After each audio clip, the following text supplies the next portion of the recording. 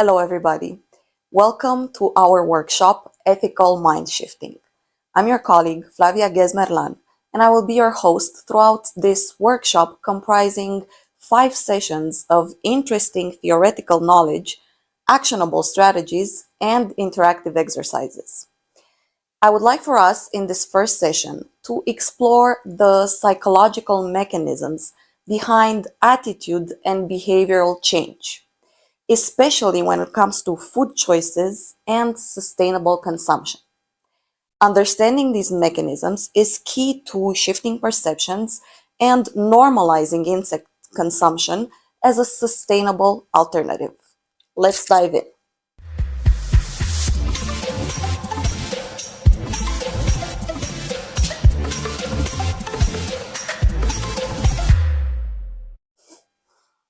Let's start with cognitive dissonance, a psychological phenomenon that occurs when people experience discomfort due to conflicting beliefs and behaviors.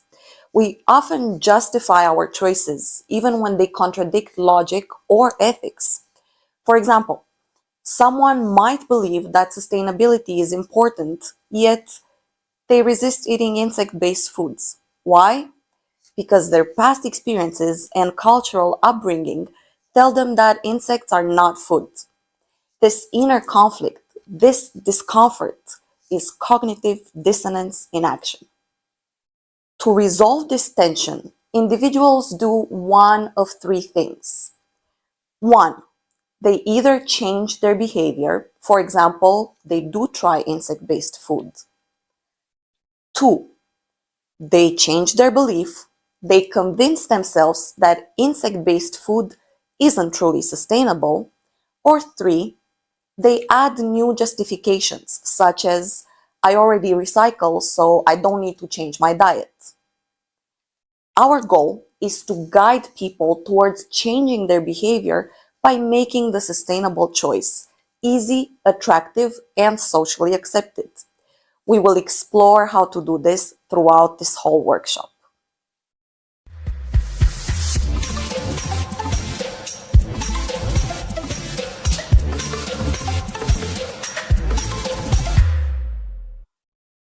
Human beings are social creatures. Our choices, whether we admit or not, are heavily influenced by what others around us do. That is called normative social influence. Think about trends like plant-based diets. Just a decade ago, veganism was niche. Today, it is mainstream, largely because of social influence and collective behavior shifts. The same can happen with insect consumption. When people see others enjoying insect-based meals in public settings, they become more open to trying them. If their favorite chefs or influencers promote it, it suddenly seems appealing. This is why public figures, media narratives, and even restaurant menu design play a critical role in shaping behaviors.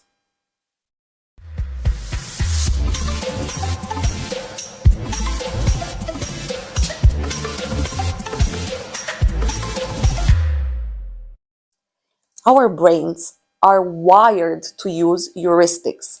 Those are mental shortcuts that help us make decisions quickly.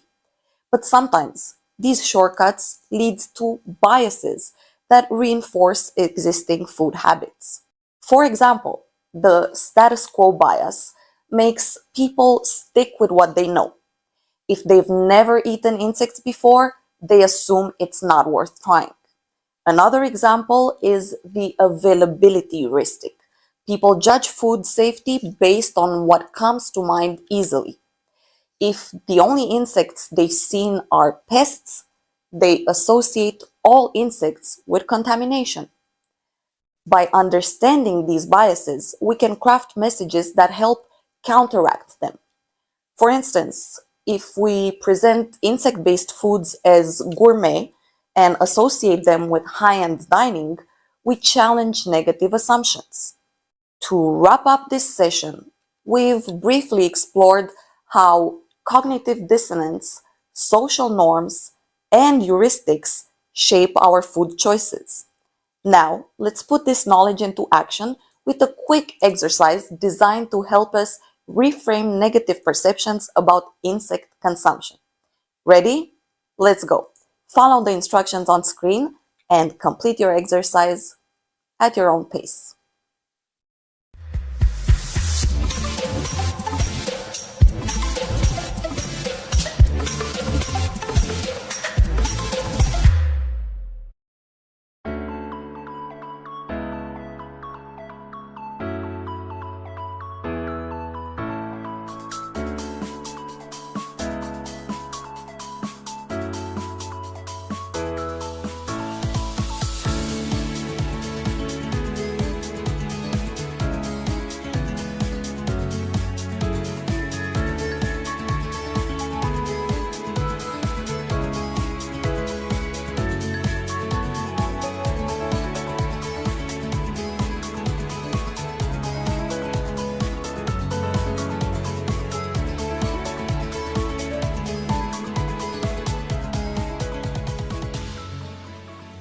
Good job, everybody. Remember, you can come back to this exercise whenever you feel like you need a refresher. Let's proceed to our second session of the workshop, Ethical Mind Shifting. In this one, we will explore the science of persuasion and how we can effectively shift people's attitudes towards sustainable food choices, particularly insect consumption.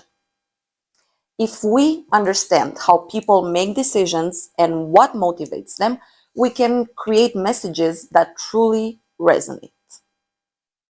By the end of this session, together, we will be able to understand how framing affects decision making, how to apply principles of behavioral nudging to promote sustainable food choices, and also how to leverage reciprocity, commitment, and social proof to influence change. So let's go.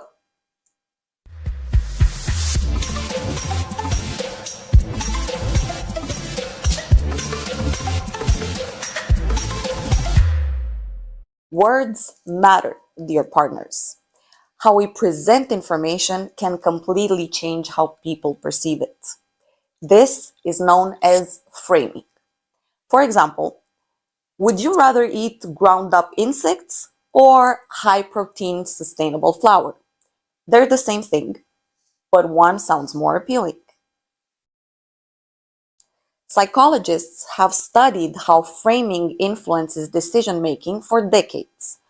One well-known study found that people were far more likely to choose a surgery when told it had a 90% survival rate rather than a 10% mortality rate, even though both statistics mean the same thing. When we talk about insect consumption, we need to frame it positively. We need to say sustainable protein source instead of alternative protein. We need to say culinary innovation instead of new food trend, or crispy and nutty flavor instead of insect-based snack. By carefully choosing how we describe insect-based foods, we reduce resistance and increase openness.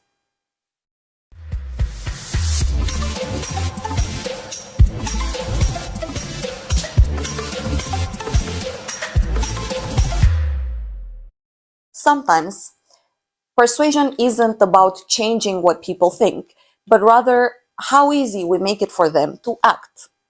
This is where behavioral nudging comes in. A nudge is a small environmental change that influences behavior without forcing it. Think about supermarkets placing healthy foods at eye level, or restaurants using smaller plates to reduce food waste. Digital platforms suggesting preset donation amounts. So, how can we nudge people towards choosing insect-based foods? We can use default options. If an insect-based burger is the house special rather than an add-on, more people are likely to try it. We also have descriptive norms in our pockets. If a menu says, join thousands of people who are already enjoying sustainable protein, it makes insect consumption feel normal. Of course, the placement is important. Having insect-based snacks next to the checkout counter can increase impulse purchases. Bottom line is, the easier we make it, the more likely people will choose sustainability.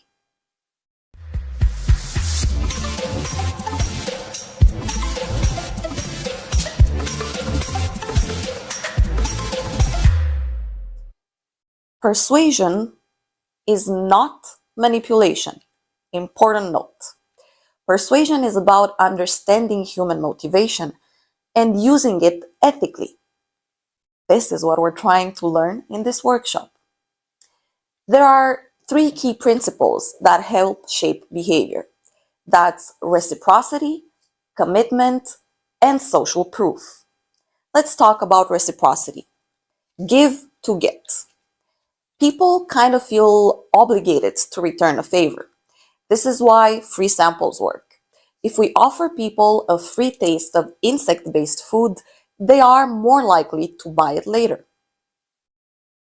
When it comes to commitment, the foot in the door effect makes a difference. When people make a small commitment, they are more likely to follow through on a bigger one. If, for example, someone signs a pledge to try sustainable foods, they're more likely to actually do it.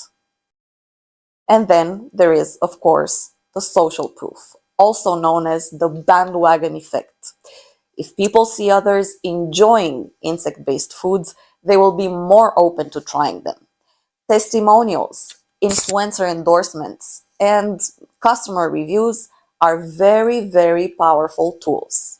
To sum up this session, persuasion is a very powerful tool, and how we present information can make or break a movement. Framing, nudging, and leveraging social influence are the keys to changing minds. Now, let's put these strategies into action with a little hands-on exercise. Please follow the instructions on the screen.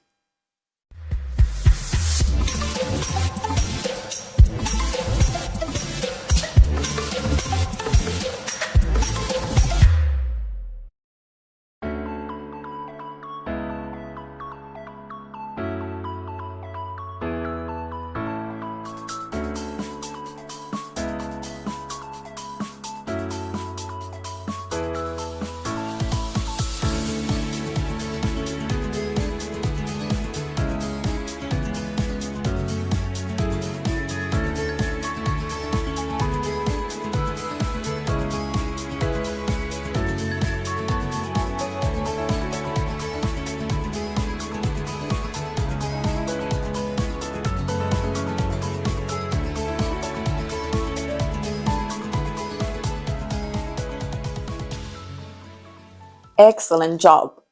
Just like with the other exercise, feel free to return to this one anytime you feel like you need a little reminder of persuasion and persuasion techniques when it comes to ethical mind changing. We are now moving on to the third part of the ethical mind shifting workshop. In this session, we'll explore the deep-seated psychological barriers that prevent people from embracing sustainable consumption, especially when it comes to food choices like insect-based diets. If we want to create change, we must understand these barriers and learn how to overcome them. By the end of this module, we will be able together to identify key psychological barriers to insect consumption, to understand the role of disgust, fear, and cultural biases in food choices, and to apply psychological strategies to reduce resistance and promote acceptance. Let's go for it.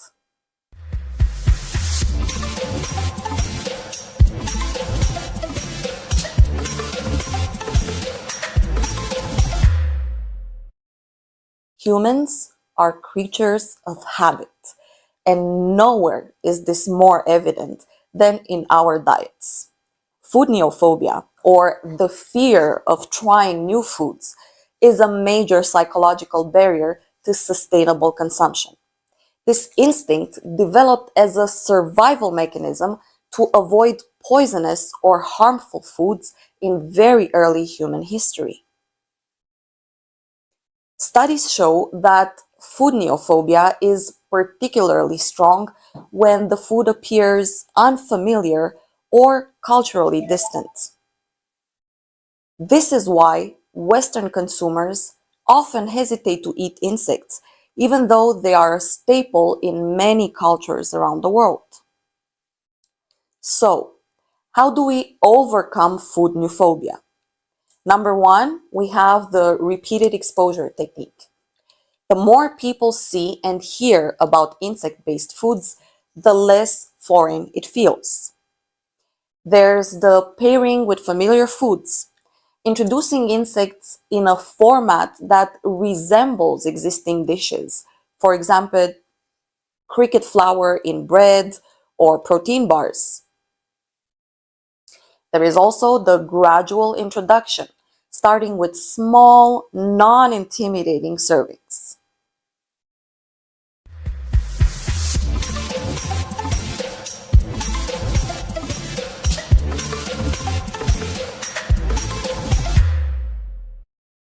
One of the strongest barriers to insect consumption is disgust. Disgust is a powerful emotion that evolved to protect us from contamination. However, it is also highly subjective and shaped by culture. For example, cheese made with mold or fermented fish may seem delicious to some but repulsive to others.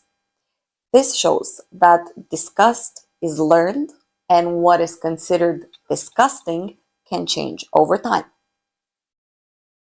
Dear colleagues, how do we counteract the disgust response? We use rebranding in presentation. We make insect-based foods look gourmet and appealing. We highlight safety and hygiene. We educate people on the clean production of edible insects. We use, of course, social modeling. We show respected figures or peers enjoying insect-based meals.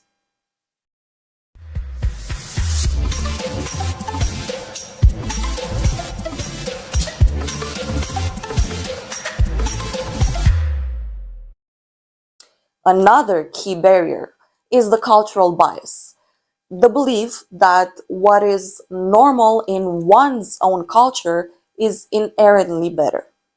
Many Western culture consumers reject insect-based foods not because they are unsafe, but because they are simply unfamiliar. This connects to the naturalistic fallacy, the mistaken belief that natural or traditional equals good and new equals bad. However, history shows that many foods that we now consider staples were once rejected. Tomatoes were once feared in Europe, thought to be poisonous. Sushi was initially met with skepticism in the West. Lobsters, did you know this, were once considered a poor man's food before they became a delicacy. To overcome cultural bias, we must do a few things. We must normalize insect consumption through media, influencers, and education. We must connect it to existing values such as sustainability, health, culinary innovation. And we must use storytelling to create a new food narrative around insects. To sum up this part, psychological barriers like food neophobia, disgust, and cultural bias can be powerful obstacles to change. But by understanding these barriers, we can design better strategies to reduce resistance and shift perspectives. As you're used to it by now, let's put this little piece of knowledge into action with an exercise that would help us rethink our own biases around food. Please follow the instructions on the screen and enjoy this exercise.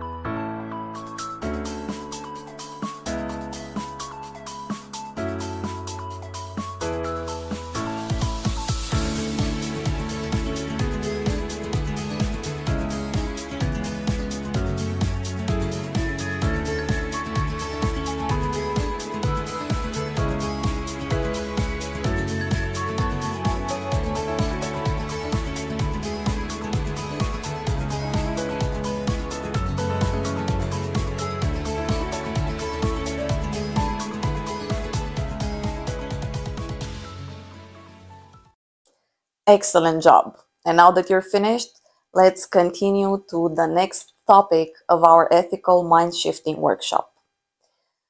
We are now going to explore how social engineering can be used ethically to influence consumer behavior and promote sustainable food choices, particularly insect consumption. By understanding the power of defaults, public commitment, and the bandwagon effect that we've all approached in our previous pieces, we can design interventions that naturally encourage people to shift their habits without coercion.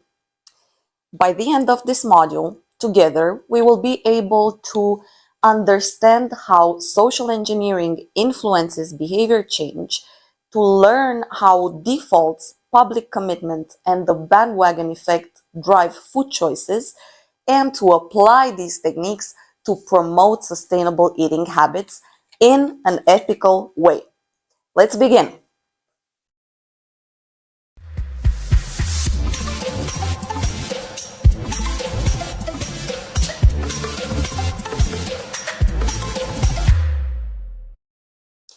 Dear colleagues, did you know that most people stick with the default option given to them?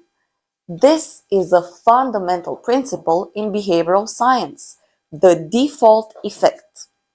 When something is presented as the standard choice, people are far more likely to accept it than if they had to opt in. This principle has already been used successfully in sustainability efforts. Consider these examples. Restaurants making vegetarian meals the default while allowing customers to opt for meat instead. There's the grocery stores placing sustainable products at checkout rather than the usual Snickers bars and any other processed foods. The online food delivery apps defaulting to eco-friendly packaging unless customers actively choose otherwise. So how can we apply this to insect consumption? First, we can make insect-based options the default on menus. For example, our signature protein dish is cricket-based, but chicken is available upon request. This would be a very, very brief example. Number two, we can include insect ingredients in familiar foods, like protein bars, baked goods, or pasta with insect-based flour as the standard. What's the key takeaway? If we make sustainable choices the easy, automatic option, more people will adopt them.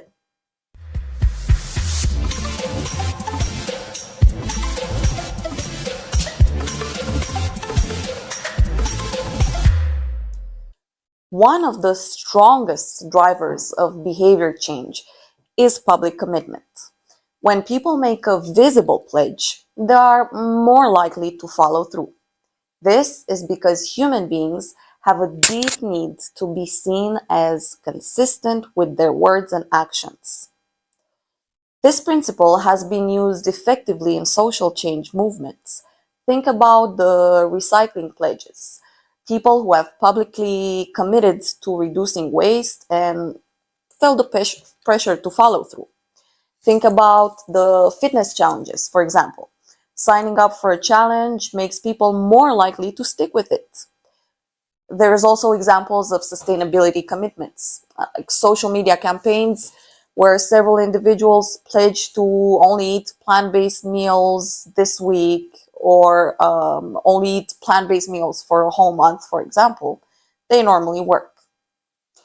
To apply these concepts to insect consumption, we can do a few things. One, we can create social challenges. For example, try an insect-based meal this week and share your experiences. That sounds like a challenge. Number two, we can encourage written commitments. Having people around participants sign a pledge to integrate sustainable proteins into their diet will make a difference. Number three, we can use accountability partners, very much like in those Alcoholics Anonymous programs. We can pair individuals who commit together. So when people make a public statement, they are much more likely to act on it.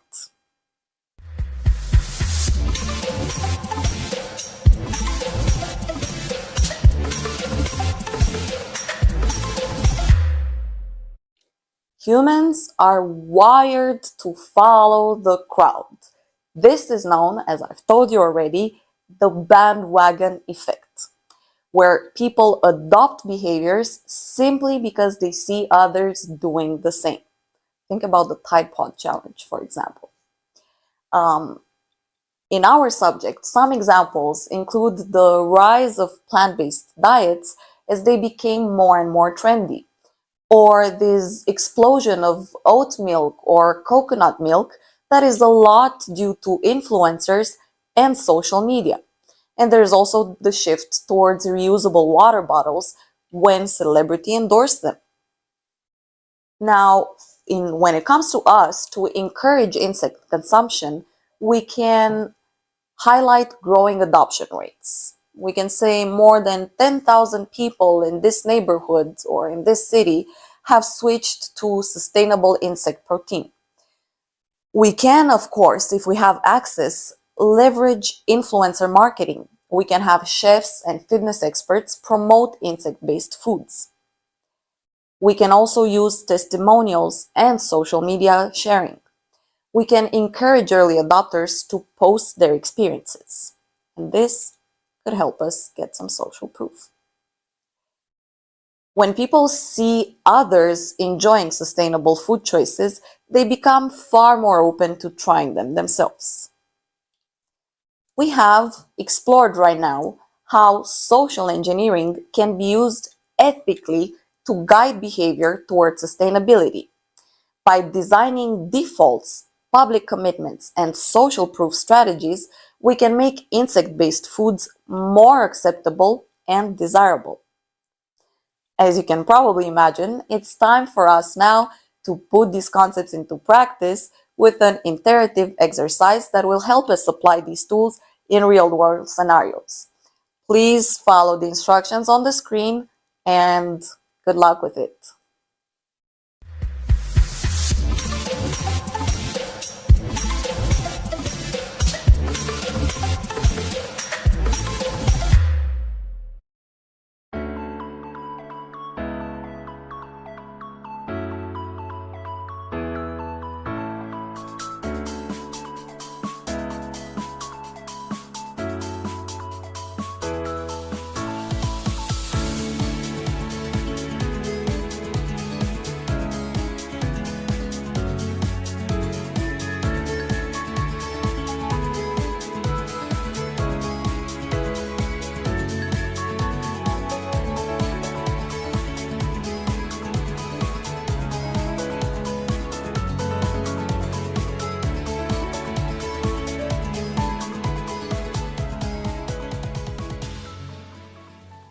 Good job, dear partners. Now we are slowly but surely approaching the final of our ethical mind shifting workshop. In the previous sessions, we explored the psychology behind attitude change. We explored effective persuasion strategies, how to overcome psychological barriers, and ethical social engineering techniques. Now, as we approach the end, we will focus mostly on how to put these insights into action in the real world. By the end of this session, together, we will be able to apply mind-shifting strategies in different professional and personal settings to develop long-term behavioral change strategies that make sustainable choices the norm, and to understand how to measure impact and scale initiatives for greater influence. Let's begin.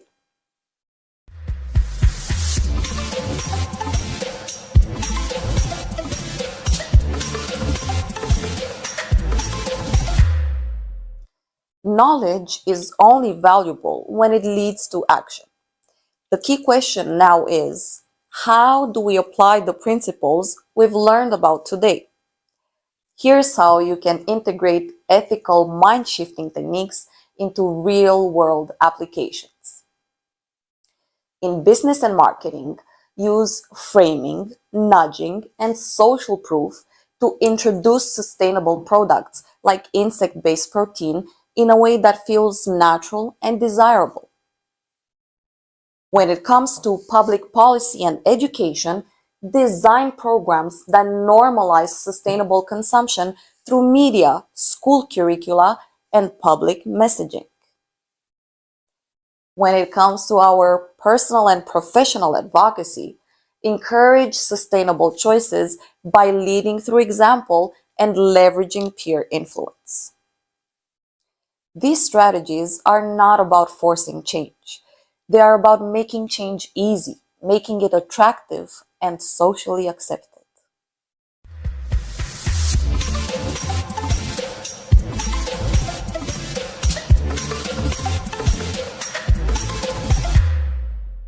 Short-term change is fairly easy, but how do we ensure long-term commitment to sustainable habits?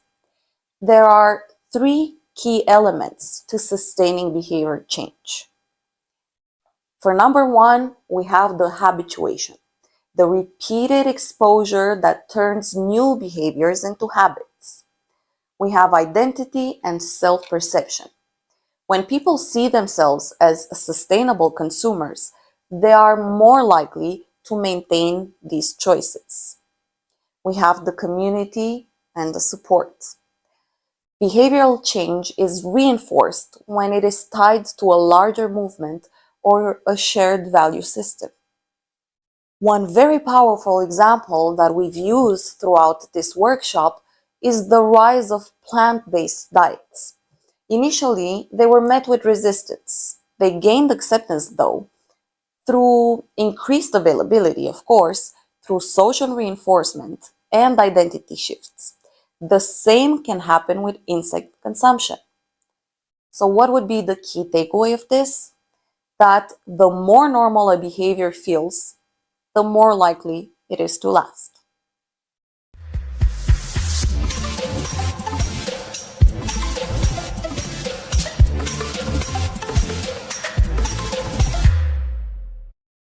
Dear partners, how do we know if our mind-shifting efforts are working?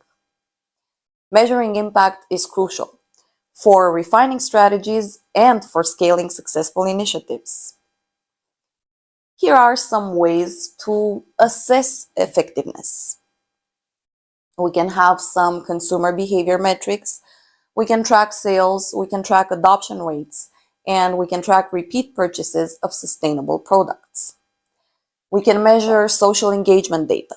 We can analyze how people are responding to messaging, if they're taking pledges, how they're responding to social campaigns. We have, of course, the psychological and behavioral studies. We can conduct control trials to compare attitudes before and after interventions. Once we identify what works, we can then scale things and scale these efforts by expanding successful campaigns to new demographics. We can collaborate with businesses, with policymakers, and influencers. And of course, we can integrate sustainable behaviors into everyday decision making environments, such as our TPMs.